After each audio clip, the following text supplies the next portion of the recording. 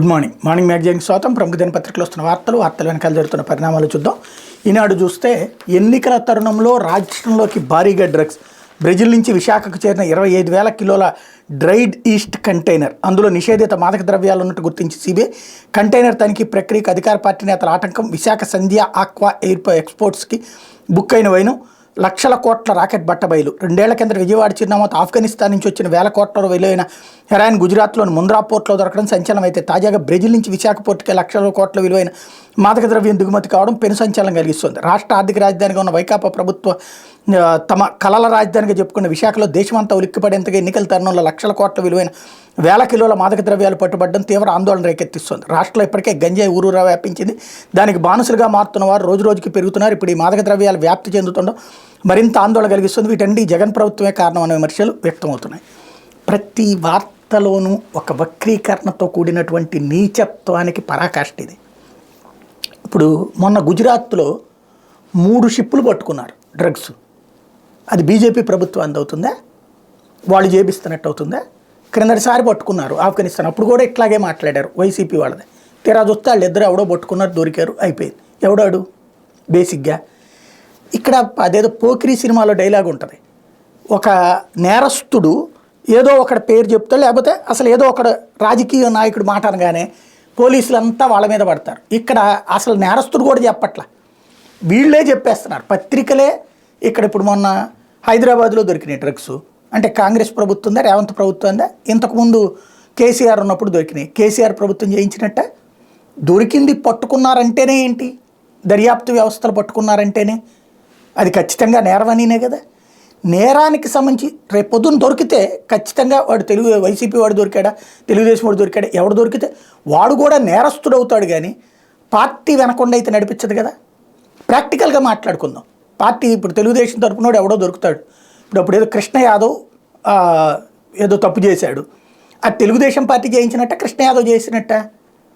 ఆ రోజున కృష్ణ యాదవ్ మంత్రిగా ఉన్నాడు, కానీ నేరం మాత్రం తెలుగుదేశం పార్టీకి సంబంధం లేదే, ప్రభుత్వానికి సంబంధం లేదే. ఇప్పుడు డ్రగ్స్ దొరికితే గంజాయి దొరుకుతుంది, గంజాయి దొరికితే అది పార్టీనే చేసింది. మరి తెలుగుదేశం హయాంలో కూడా గంజాయి భారీగా దొరికింది కదా. మరి ఇప్పుడు చంద్రబాబు చేయించినట్ట? వీళ్ళు ఎదురోడిని వెధవని చూపించుకోవడానికి ఇద్దరు వెధవలని నిరూపించుకుంటున్నారు. అంతకు మించేం లేదు. జనాలకే హ్యాపీ, పోయేదేముంది. డ్రగ్స్ ముందు తేలనియండి. అసలు వాడెవడో సంధ్య ఆక్వా, వాళ్ళు మాకు దాంట్లో తెలియదండి డ్రగ్స్ అని చెప్తున్నారు. నిజమో కాదు రేపు తేలుతుంది కదా. వాళ్ళ మెటీరియల్ అక్కడి నుంచి వచ్చింది. ఇప్పుడు వాళ్ళేమో తెలుగుదేశం పార్టీ వాళ్ళని, వైఎస్ఆర్ కాంగ్రెస్ పార్టీ వాళ్ళు ఆ ఫోటోలు అవన్నీ చూపెడుతున్నారు. చంద్రబాబుతో ఉన్నటువంటి ఫోటోలు, సంధ్య ఆక్వా అనేటువంటి వాళ్ళు. ఆక్వా వాళ్ళు నాకు తెలియదు అంటున్నారు. వాళ్ళకి తెలిసి జరిగిందా? ఇప్పుడు అక్కడి నుంచి సరుకు వచ్చింది, వీడెళ్ళి అక్కడికి వెళ్ళి పార్సిల్ చేసుకున్నాడు కదా. అక్కడ పార్సిల్ జరిగేటటువంటి సందర్భంలో కావాలని దీన్ని అడ్డుపెట్టి జరగచ్చు. అది విచారణ జరిగేలోపు రాయాలి. డ్రగ్స్ ఇంత పట్టుబడిందని రాయాలా, దీని వెనకాల ఏం జరుగుతుంది అన్నటువంటిది రాయాలా. కానీ దీంట్లో రకరకాలైనటువంటి ట్విస్టులు చేసేసి నిన్న రాత్రి నుంచి వైసీపీ, తెలుగుదేశం, ఇదిగో చంద్రబాబుతో వీళ్ళ క్లోజ్ అని వీళ్ళు, కాదే ఇటు వైసీపీ మనుషులు అని చెప్పేసి వీళ్ళు. ఎవడు మనుషులు? వాడు ఏ పార్టీకి సంబంధించినటువంటి వాడు ఎవడికి తెలియదు. ఈలోపు పురంధేశ్వర్ గారి మాజీ వియ్యంకుడికి సంబంధించినటువంటి బంధుత్వం అంటూ అట్లు లింక్ చేసుకొచ్చారు. వాడు ఒక నేరస్తుడిగా చూడండి, లేదా నేర అభియోగం జరుగుతున్నటువంటి ఒక నిందితుడిగా చూడండి, అప్పుడు కరెక్ట్ అవుతుంది. ఈలోపు పార్టీలను తీసుకొస్తే ఆ కేసుకున్న సీరియస్నెస్ చచ్చిపోతుంది. కష్టపడి పాపం వాళ్ళు ఇంటర్పోల్, సిబిఐ ఇంతమంది కలిసి, కస్టమ్స్ ఇంతమంది కలిసి పట్టుకున్నారు. వాళ్ళకి రావాల్సిన క్రెడిట్ అంతా ఈ రాజకీయ పార్టీల దరిద్రంతో పోతుంది. ఎంత పెద్ద ఆపరేషను, ప్రపంచవ్యాప్తంగా అతిపెద్ద ఆపరేషన్ ఇది మొత్తం తేలాలి. ఇప్పుడు అది డ్రగ్సా కాదు, వాళ్ళు కాదంటున్నారు, అవునని వీళ్ళు అంటున్నారు. ప్రాథమికంగా అయితే ఈ డ్రగ్స్ అనినే తేలింది. కాబట్టి ఒక వార్తని వార్తలాగా కాకుండా ఆంధ్రప్రదేశ్కి పట్టిన దరిద్రం, వార్తల్ని వక్రీకరించుకునేటువంటి దరిద్రం. అయితే వారు చంపుతుంటే మీరేం చేస్తున్నారు, పరిస్థితులు దిగజారిపోతుంటే మీరెందుకు ఉదాసీనంగా ఉన్నారు? ప్రకాశం, నంద్యాల, పల్నాడు ఎస్పీలపై సీఈఓ ముఖేష్ కుమార్ మీనా ఆగ్రహం. తెలుగుదేశం పార్టీ నాయకుడు మునయ్యది రాజకీయ హత్యనని అంగీకరించిన ప్రకాశం ఎస్పీ. ఇమాం హుస్సేన్ హత్యకు వ్యక్తిగత కుటుంబ కక్షల కారణమని నంద్యాల ఎస్పీ.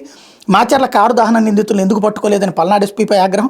నివేదికలు సీఈసీకి పంపుతాం, ఆదేశాల మేరకు ఆధారంగా తదుపరి చర్యలు. మీనా ఎన్నికల షెడ్యూల్ విడుదల కాగానే మీ పరిధిలో రాజకీయ హత్యలు, హింసాత్మక ఘటనలు చోటు చేసుకోవడం ఏంటి? వాటిని ఎందుకు నియంత్రించలేకపోయారు? రాజకీయ హత్యలకు పాల్పడేలా పాల్పడేనంతగా పరిస్థితులు దిగజారిపోతుంటే మీరెందుకు ఉదాసీనంగా వ్యవహరించారు? శాంతి భద్రతల పరిరక్షణలో నిర్లక్ష్యం ఏంటని ప్రకాశం జిల్లా SP Parameshwar Reddy, Nandyal SP Raghuveera Reddy, Palnadu SP Ravishankar రెడ్డిలపై రాష్ట్ర ప్రధాన ఎన్నికల అధికారి ముఖేష్ కుమార్ మీనా ఆగ్రహం వ్యక్తం చేశారు. రాజకీయ హింసకు ఆస్కారం ఇవ్వకుండా ఎన్నికలు నిర్వహించాలని పదే పదే ఆదేశిస్తున్నా ఎందుకు పట్టించుకోలేదని నిలదీశారు. ప్రకాశం జిల్లా గిద్దలూరు నియోజకవర్గం తెలుగుదేశం పార్టీ నాయకుడు మునయ్య, నంద్యాల జిల్లా ఆలగడ్డలో తెలుగుదేశం పార్టీ సానుభూతిపరుడు ఇమాం హుస్సేన్ హత్యలు, పల్నాడు జిల్లా మాచర్లో తెలుగుదేశం పార్టీ కార్యకర్త ఎర్ల సురేష్ కారు దహనం ఘటనలపై వివరణ ఇచ్చేందుకు ఆ ముగ్గురు ఎస్పీలు గురువారం సాయంత్రం ముఖేష్ కుమార్ మీనా ఎదుట వ్యక్తిగతంగా హాజరయ్యారు. వీరు ముగ్గురిని ప్రశ్నించినప్పుడు శాంతి భద్రతల విభాగం అదనపు డీజీ శంఖభ్రత బాగ్చి కూడా వాళ్ళతో పాటు ఉన్నారు. ఒక్కొక్కరిని సీఈఓ 15-20 నిమిషాలు ప్రశ్నించారు. ఇప్పుడు ఆయన ప్రశ్నించింది ముఖేష్ కుమార్ మీనా చెప్పలా, వాళ్ళు ఏమీ ఇంట్రాగేషన్ ఏం చేయరు, వీళ్ళు ఆ విషయం చెప్తారు.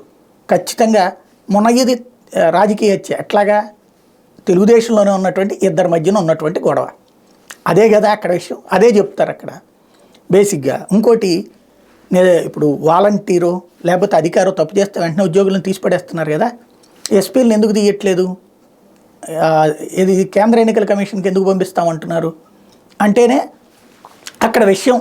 దాన్ని ఇది చేశాను అని చెప్పేయడం, అక్కడ మడ్రకే ఉద్యోగాలు తీసేసేటట్టయితే ఎస్పీలని మొత్తం రాష్ట్ర వ్యాప్తంగా ఏ ఎస్పీ ఉండకూడదు. ఇప్పుడు ఈ 45 రోజులు కూడా తెలుగుదేశం పార్టీ కార్యకర్తలను ఎవరన్నా ఎస్పీలుగా పెడితే సరిపోతుంది. బేసిక్గా ప్రతి వార్తలో ఈనాడు దిగజారుడికి సాక్ష్యం అంటే విలువలకి వలువలు ఒలిచేయడం కాదు, నగ్నంగా జర్నలిజాన్ని నిలబెట్టడానికి సాక్ష్యం ఏంటంటే ఇవాళ ప్రపంచం మొత్తం చూస్తున్నటువంటి అంశం ఏంటి, కేజ్రీవాల్ అరెస్ట్. అసలు ఆ వార్త ఉందే ఫ్రంట్ పేజీలో కానీ బ్యాక్ పేజీలో కానీ, లోపల పేజీలో 3వ పేజీలో వేశారట కేజ్రీవాల్ అరెస్ట్ అన్నట్టు.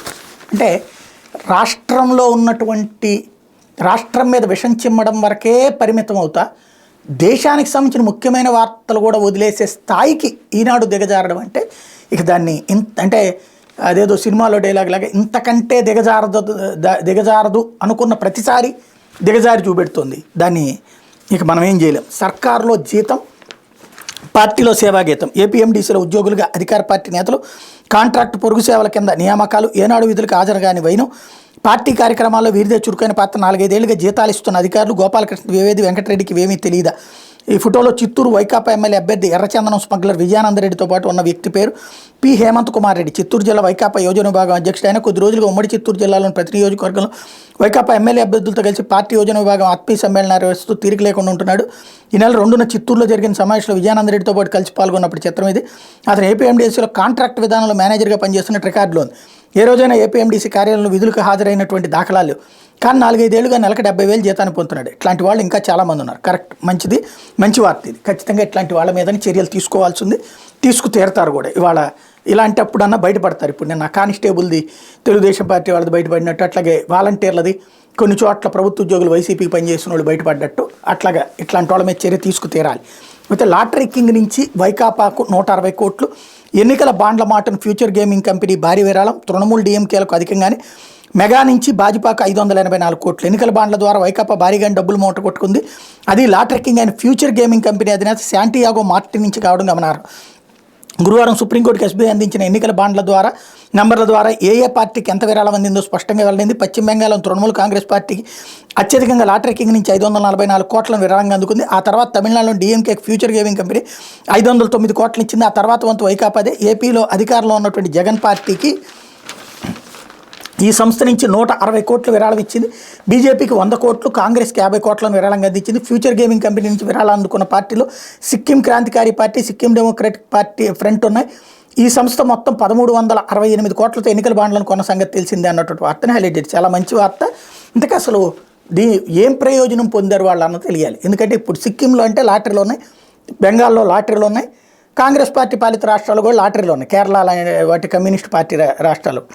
మరి ఇక్కడ వీళ్ళకి డబ్బులు ఎందుకు ఇచ్చారు, దీని వెనకాల ఎవరున్నారు, అట్లాగే బీజేపీకి ఎందుకు ఇచ్చారు అన్నట్టు తేలాల్సి ఉంది. బట్ వాళ్ళు చెప్పరు కదా ఏంటనేది. లేకపోతే ఫ్యూచర్ గేమింగ్ కంపెనీ తర్వాత హైదరాబాద్కి చెందిన మెగా ఇంజనీరింగ్ సంస్థ అత్యధిక విరాళాలను బాండ్ల రూపంలో ఇచ్చింది. ఈ సంస్థ బీజేపీ, బీఆర్ఎస్, డీఎంకేలకు విరాళాలు ఇచ్చింది. బీజేపీకి 584 కోట్ల మెగా ఇంజనీరింగ్ ఇచ్చింది, బీఆర్ఎస్కి 195 కోట్లు ఇచ్చింది, డీఎంకేకి 85 కోట్లు ఇచ్చింది, 85 కోట్లు ఇచ్చింది, వైకాపాకు 37 కోట్లు, తెలుగుదేశం పార్టీకి 25 కోట్లు. ఇక్కడ చూడండి అసలు ఎంత తెలివైనటువంటిదో. తెలుగుదేశం పార్టీకి కూడా 25 కోట్లు ఇచ్చింది విరాళం. ఇది లోపల చిన్న ముక్కల వార్తలో వేసేశారు. ఇక్కడ హెడ్డింగ్లో వైకాపాకి ఇచ్చింది అన్నది రాశారు. ఇద్దరికి తేడా కూడా 37, 25 కోట్లు. ఇకపోతే జేడీయూలకి 5 కోట్ల నుంచి 10 కోట్ల మధ్య విరాళం ఇచ్చి, మరి అదేదో మొన్న వచ్చిన దాంట్లో జేడీయూకి 50 కోట్లు ఇచ్చారని చెప్పారు కదా, మరి మళ్ళీ ఇందులో తేడా ఏంటో అర్థం కాదు. అయితే నవీ ముంబైలో ధీరుభాయ్ అంబానీ నాలెడ్జ్ సిటీ కేంద్రంగా రిజిస్టర్ అయిన quick supply chain private limited సంస్థ బీజేపీకి 385 కోట్లు, శివసేనకి 25 కోట్లు ఇచ్చింది. అయితే ఈ సంస్థ తమ సబ్సిడరీ కంపెనీ కాదని గతంలో రిలయన్స్ అధికార ప్రతినిధి స్పష్టం చేశారు. కెవెంటర్ సంస్థ బీజేపీకి 346 కోట్లు ఇచ్చింది. వేదాంత సంస్థ బీజేపీకి 226 కోట్లు ఇచ్చింది. కాంగ్రెస్కి 125 కోట్లు ఇచ్చింది. హల్దియా ఎనర్జీ ద్వారా బీజేపీకి 81 కోట్లు అందే. రిలయన్స్తో సంబంధం ఉన్న హనీవెల్ ప్రాపర్టీస్ ప్రైవేట్ లిమిటెడ్ సంస్థ బీజేపీ కోసం 30 కోట్ల ఎన్నికల బాండ్లను కొనుగోలు చేసింది. ప్రముఖ కంపెనీలైన Vedanta, Bharatiya Airtel, Muthoot Bajaj auto, Jindal group, TVS motor, BG Shirke construction technology private limited, tech Mahindra, spice jet, derive trading and resorts private limited, Vardhman textiles limited, VM pharma, Salgaocar corporation private limited, Astin plywood private limited, Abhinandan stock broking private limited, crescent power limited, Dempo India private limited, సహిన్ papers and publishers limited సంస్థలు విరాళాలు ఇచ్చాయి.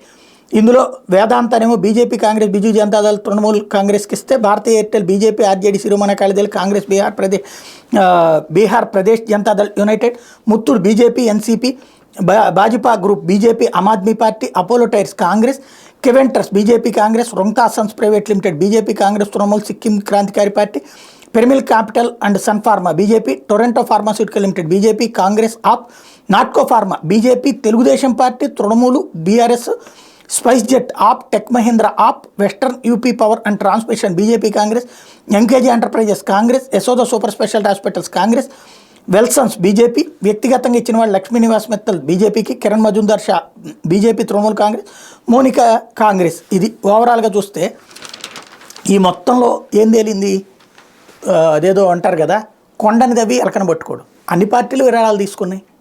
ఇందులో ఏముంది, వాళ్ళు అధికారికంగా ఇచ్చారు విరాళాలు.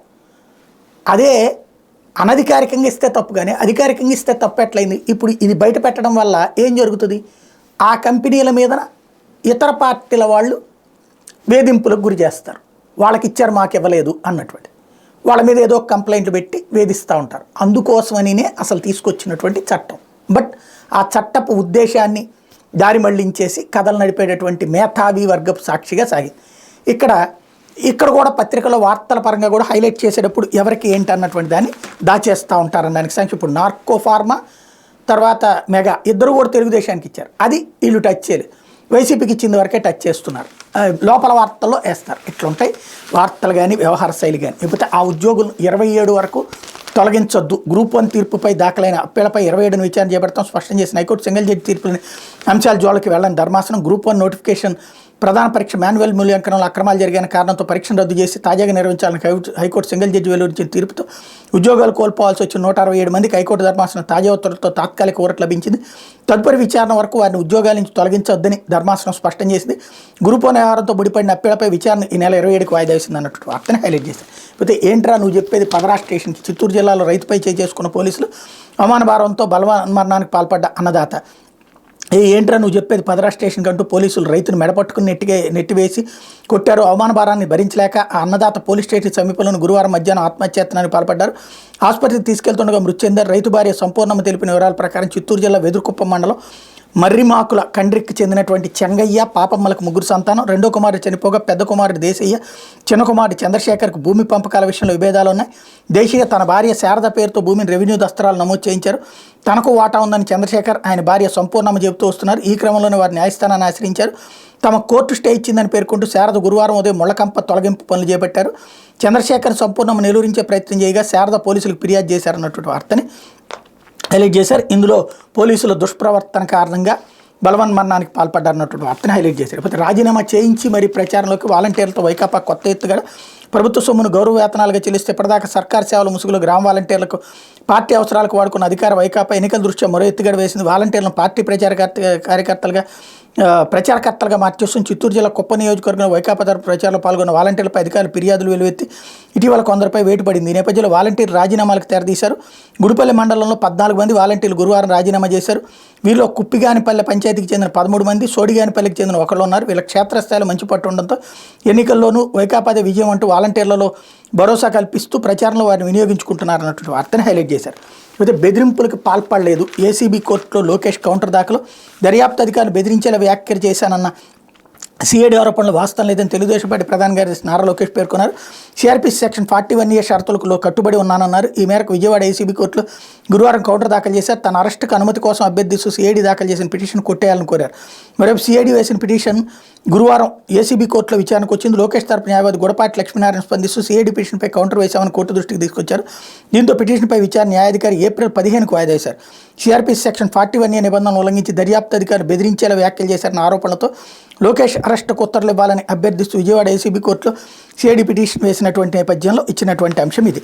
అయితే సర్కారీ సొమ్ము తినుడు, ప్రతిపక్ష తిట్టుడు, ప్రతిపక్ష నేతపై అసత్యాలతో పుస్తకం ఎలా రాస్తారు, ప్రభుత్వ సలహాదారు సజ్జలు ఎలా ఆవిష్కరిస్తారు, నక్కానందబాబు ధ్వజమెత్తుతూ ప్రజాధనాన్ని జీతంగా తీసుకుంటూ ప్రతిపక్ష నేత చంద్రబాబుపై అసత్యారోపణలతో అధికార భాషా సంఘం అధ్యక్షుడు విజయబాబు పుస్తకం ఎలా రాస్తారు, దాన్ని ప్రభుత్వ సలహాదారు సజ్జల రామకృష్ణారెడ్డి ఎలా ఆవిష్కరిస్తారు, మాజీ మంత్రి నక్కానందబాబు ధ్వజమెత్తారు. ఎన్నికల నియమావళి ఉల్లంఘిస్తూ ప్రతిపక్ష నేతపై ఆరోపణలు చేసినందుకు వారిపై కేసులు పెట్టి పదవుల నుంచి తొలగించాలని ఆయన ఎన్నికల సంఘాన్ని డిమాండ్ చేశారన్నట్టు వార్తని హైలైట్ చేశారు. ఇకపోతే సాక్షి వచ్చేటప్పటికి కేజ్రీవాల్ అరెస్ట్ అన్నటువంటి వార్తను ప్రధానంగా హైలైట్ చేశారు. మద్యం కుంభకోణం కేసులో ఢిల్లీ సీఎంని అదుపులోకి తీసుకున్న ఈడీ అరెస్ట్ నుంచి ఉపశమనం కల్పించలేమని ఢిల్లీ హైకోర్టు స్పష్టం చేసిన కొన్ని గంటల్లోని ఈడీ ఆపరేషన్ సెర్చ్ వారెంట్తో కేజ్రీవాల్ అధికారిక నివాసానికి అధికారులు తొలుత 2.5 గంటల పాటు విచారణ, కేజ్రీవాల్తో పాటు కుటుంబ సభ్యుల ఫోన్లు సీజ్, అనంతరం కేజ్రీవాల్ అరెస్ట్, ఈడీ ప్రధాన కార్యాలయానికి తరలింపు. నేడు కోర్టులో ప్రవేశపెట్టనున్న ఈడీ అధికారులు కేజ్రీవాల్ను తమ కస్టడీకి అప్పగించాలని కోరే అవకాశం.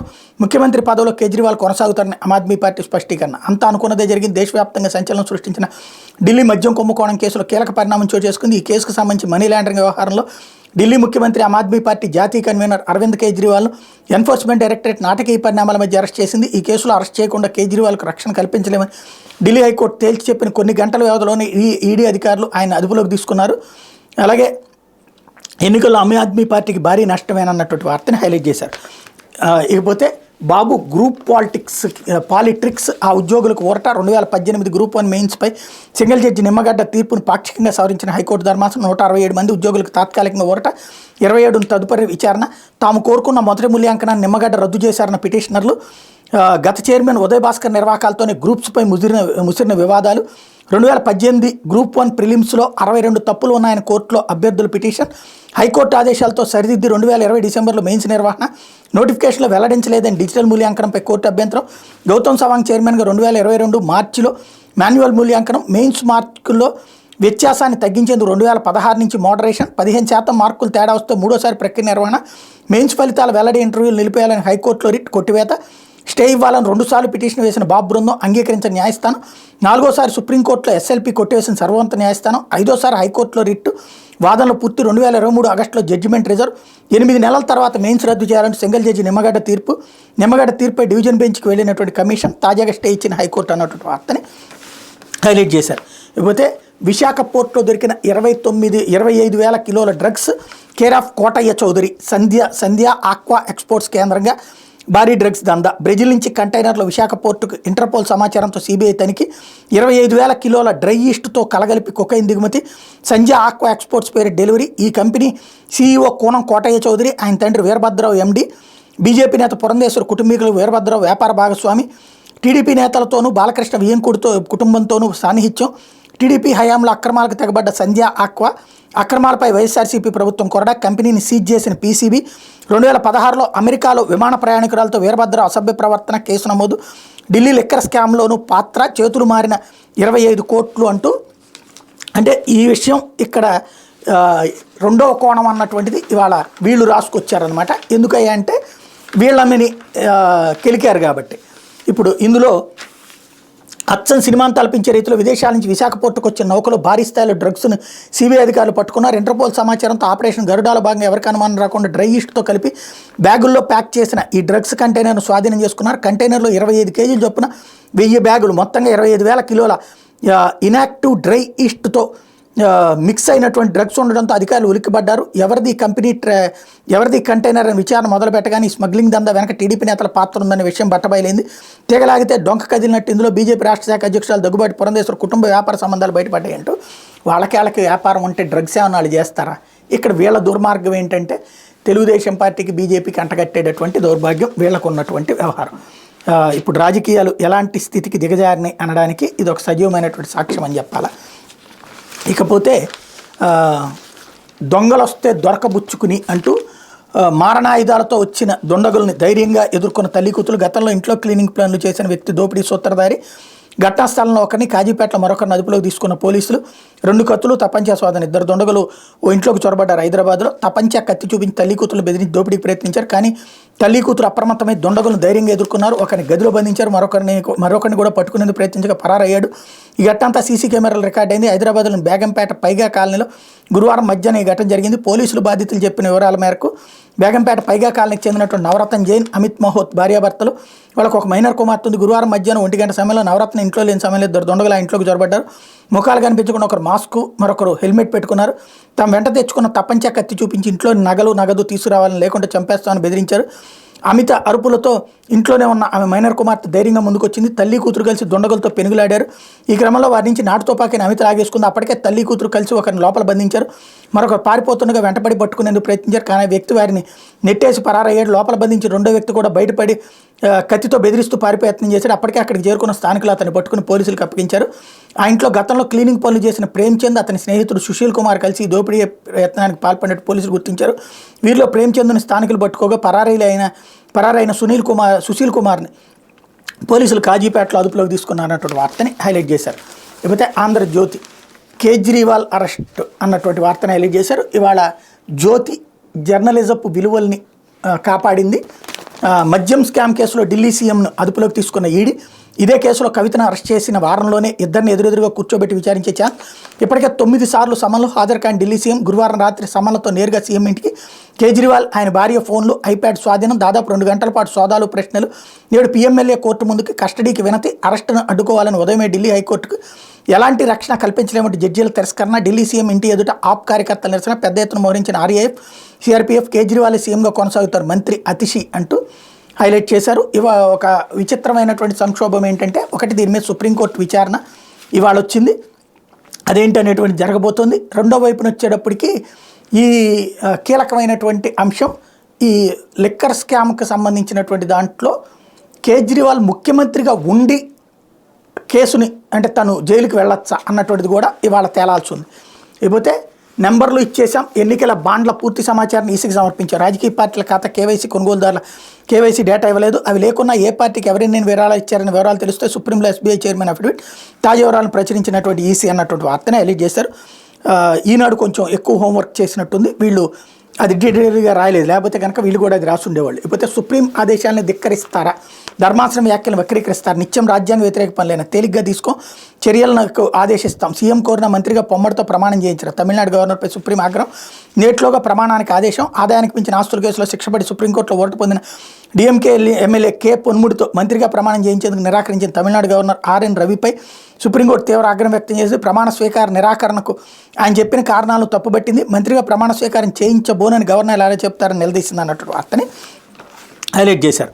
ఇకపోతే రైలు టిక్కెట్లకు డబ్బులు లేవు, కాంగ్రెస్ ఆర్థిక వనరులపై 30 ఏళ్ల దాడి, మోడీ కుట్రతో ఇదంతా జరుగుతుంది, ఖాతాలను అన్ఫ్రీజ్ చేయాలి సోనియా, రాజ్యాంగ సంస్థలు జోక్యం చేసుకోవాలి ఖర్గే, మా నేతలు రైళ్లలో కూడా ప్రయాణించలేకపోతున్నారు, ఎవరికి ₹2 ఇవ్వలేని పరిస్థితి రాహుల్, ఓటమి తప్పదనే సాకులు చెప్తున్నారు బీజేపీ, కాంగ్రెస్ ఖాతాలను జప్తు చేయలేదు ఐటీ వర్గాలు. ఇంతకీ పాపం ఆయన విమానాన్ని, అంటే రైళ్లలోకి కొనేందుకు డబ్బులు లేవు, విమానాల్లో మాత్రం తిరగలుగుతున్నారు. ఆయన ఏమన్నా రైల్లోనో లేకపోతే బస్సులోనో నడుస్తున్నారా? ఇలాంటి విచిత్రమైనటువంటి స్టేట్మెంట్లు, సెంటిమెంటల్ స్టేట్మెంట్లు హైలైట్ చేస్తున్నారు. లేకపోతే పసిడి పరుగులు అంటూ 10 గ్రాముల బంగారం ₹67,450 స్థాయికి, కిలో వెండి 81,000కి పెరిగిపోయింది. ఆ మరో ఆల్ టైమ్ హైలో బంగారం ధర ఉందన్నటువంటి వార్తను హైదరాబాద్ బులియన్ మార్కెట్లో బంగారం వెండి ధరలు చుక్కలంటేనే 10 గ్రాముల మేలిం బంగారం గురువారం 1,080 లాభంతో 60,420 చేరింది. 10 గ్రాములు 22 క్యారెట్ల పసిడి ధర 990 లాభంతో 61,800కి చేరింది. కిలో వెండి ధర ₹1,500 పెరిగి 81,500కి చేరింది అన్నట్టు వార్తని హైలైట్ చేశారు. ఇది దినపత్రికలో వచ్చినటువంటి వార్తలు వెనకాల జరుగుతున్న పరిణామాలు.